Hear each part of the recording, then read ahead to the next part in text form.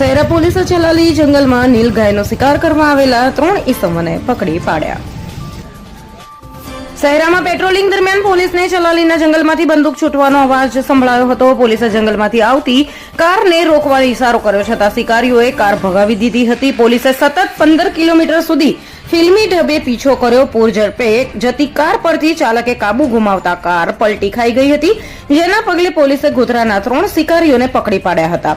પોલીસે પકડી પાડેલા આરોપીઓને સિરાજ ખરીદી, વસીમ દોલાતી અને અયુબ કમલી તમામ ગોધરાના રહેવાસી વન્યજીવોના શિકારના મનસુબા પર શહેરા પોલીસે પાણી ફેરવ્યું હતું. હથિયારો સાથે ગોધરાની ગેંગ જેલના સળિયા પાછળ નાખી દેવામાં આવી છે. રિપોર્ટર પાર્થિવ દરજી, પંચમહાલ. हम दिखाएंगे सच्चाई की खबर चैनल को लाइक कीजिए, सब्सक्राइब कीजिए और हमारे साथ जुड़े रहिए. हम दिखाएंगे आपको सच्चाई की खबर.